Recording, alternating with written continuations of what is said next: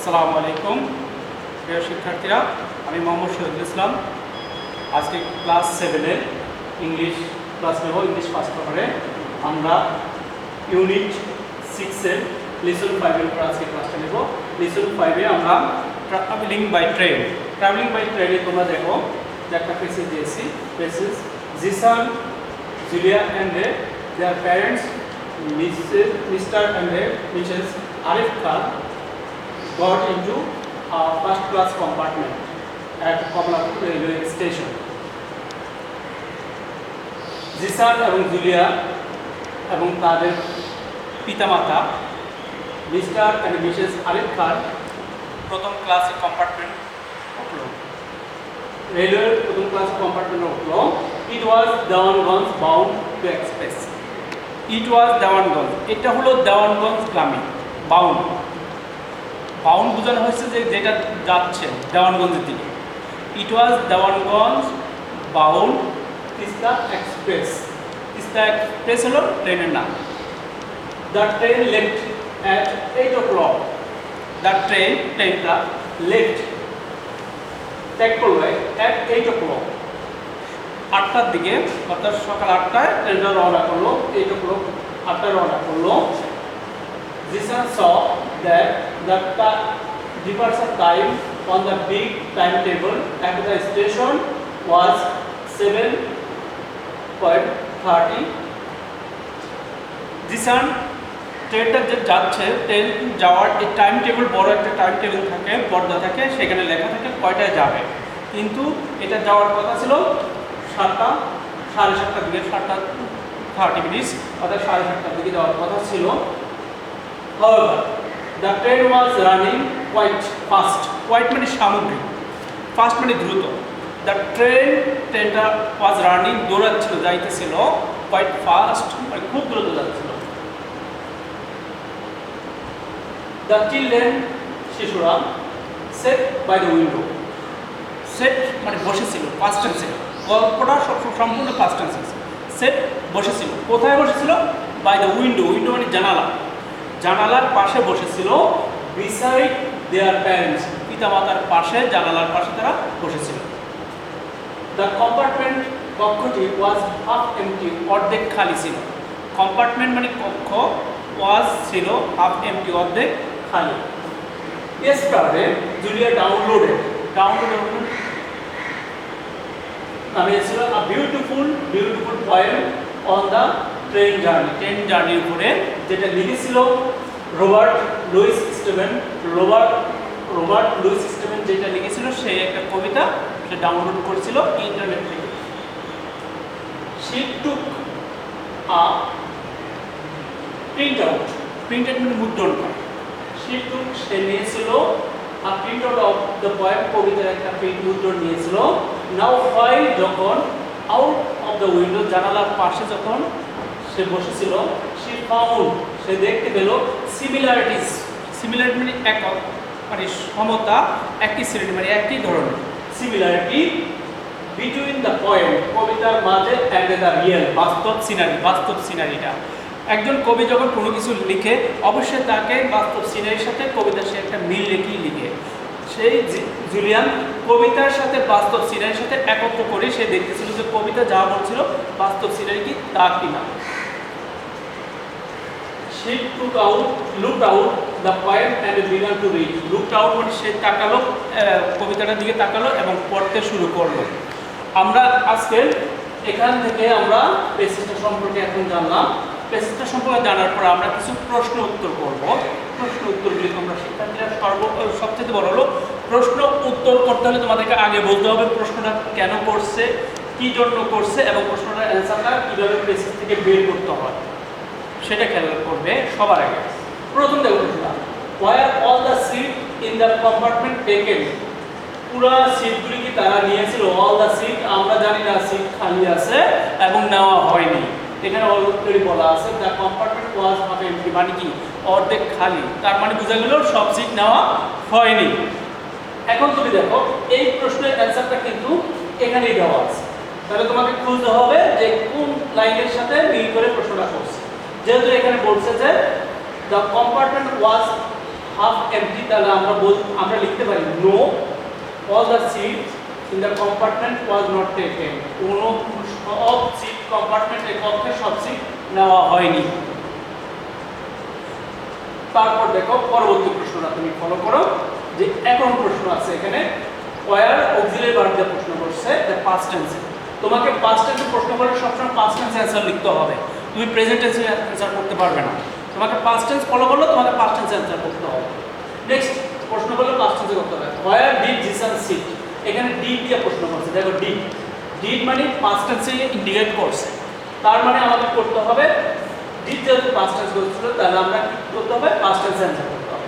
Jisan seat, আমি এখানে seat লিখতে পারতাম, সিট লিখলে কি হতো, এখানে সিট আছে, প্রশ্ন তো সিট আছে, এই যে প্রশ্ন এখানে সিট আছে, সিট লিখতে পারতাম না, এখানে প্রশ্ন করছে ডিড দিয়ে, ডিড কোন টেন্স, পাস্ট টেন্স, তাই আমাকে সেট লিখতে হয়েছে, আমাকে কোন টেন্স লিখতে হয়েছে, পাস্ট টেন্স লিখতে হয়েছে sat. By the window beside the parents, beside the parents, beside their parents is here, their parents, তাদের পিতামাতার পাশে, শিশুরা সবসময় বাবা মার পাশেই বসে। জিসান বাবা মার পাশে, জানালার পাশে বাবা মার কাছে বসলো। দ্য ট্রেন, নেক্সট কোশ্চেনটা, where was the train going, ট্রেনটা কোথায় যাচ্ছে, প্রশ্নটা ট্রেনটা কোথায় যাচ্ছে।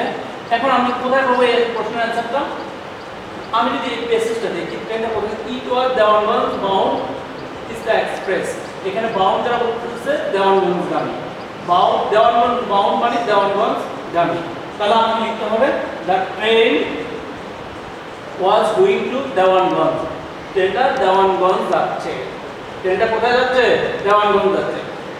তো এই হলো কমলাপুর, কমলাপুর থেকে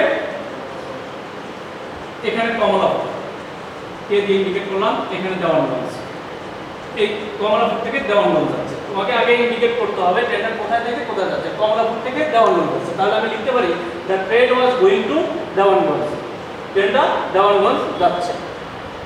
নেক্সট প্রশ্ন, did the train leave Kamalapur station late or on time, প্রশ্নটা এখানে আছে, ট্রেনটা কমলাপুর স্টেশন থেকে নির্দিষ্ট সময় গেছে না একটু দেরি করে গেছে, late or on time, on টাইমের একদম সময় যা বলা হয়েছে ঠিক তাই।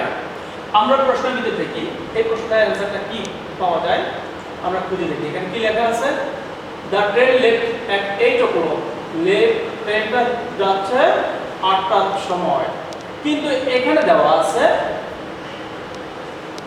Departure time on the big timetable at the station was 7:30, অর্থাৎ 7:30, তাহলে বোঝা গেল 8টায় গিয়ে ট্রেনটা রওনা করছিল, কিন্তু যাওয়ার কথা ছিল 7:30, তাহলে আধা ঘন্টা 30 মিনিটস লেট। সো এখানে আমরা লিখতে পারি the train left Kamalapur station late, অর্থাৎ দেরি করে কমলাপুর স্টেশন ত্যাগ করলো ট্রেনটা। পরবর্তী প্রশ্ন দেখো, Where did Julia got the poem? Julia কোথ থেকে কবিতাটা পেয়েছিল, আমরা লিখি Julia got the poem which is written by Robert Louis Stevenson, এই কবিতাটা লিখছে কে, রবার্ট লুইস স্টিভেনসন থেকে সেই কবিতাটা পেল, কার থেকে পাইছে, রবার্ট লুইস স্টিভেনসন, এখান থেকে সে কবিতাটা পেল। প্রশ্নটা দেখে নাও, Where did Julia got the poem? জুলিয়া কবিতাটা কার কাছ থেকে পেল, জুলিয়া গট দ্য poem সে কবিতাটা পেয়েছিল which is written, যেটা লিখেছিল Robert Louis Stevenson, Robert Louis Stevenson যেটা লিখেছিল। What was Julia doing from her seat? প্রশ্নটা দেখো, what অর্থ কি, was Julia doing, জুলিয়া করতেছিল from her seat, তার সিটে সে কি করতেছিল। Julia look out of the window, সে জানালার দিকে তাকিয়েছিল, সে জানালার দিকে তাকিয়েছিল, অ্যান্ড স পাসিং থিংস, কীভাবে বস্তুগুলি দ্রুত চলে যাচ্ছে। তখন ট্রেন চলে, তখন আমরা দেখি যে আশপাশে যা গাছ আছে ওগুলো কিন্তু চলতেছে, আসলে না ওগুলো স্থির আছে, কিন্তু আমাদের এটা দেখতে পাই যে ট্রেন চলতেছে বিধায় ওগুলো দ্রুত যাচ্ছে, আর জুলিয়া ঠিক এই জিনিসটাই সে দেখতেছিল। তো প্রিয় শিক্ষার্থীরা, আমি তোমাদেরকে এই মেসেজটা পড়েছি, তোমরা এই মেসেজটা ভালো করে পড়বা এবং এই প্রশ্নের অ্যান্সারগুলি আমি দিয়েছি, তোমরা ঠিক এই প্রশ্নের অ্যান্সারগুলি SW হিসাবে আমি এখন তোমাদেরকে এসডব্লিউ দিচ্ছি।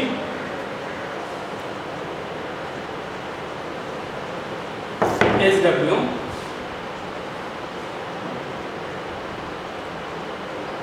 Page unit 6 lesson 5 page 59 question and answer। আমি পেজ নাম্বারটা লিখে দিয়েছি 59 পেজে।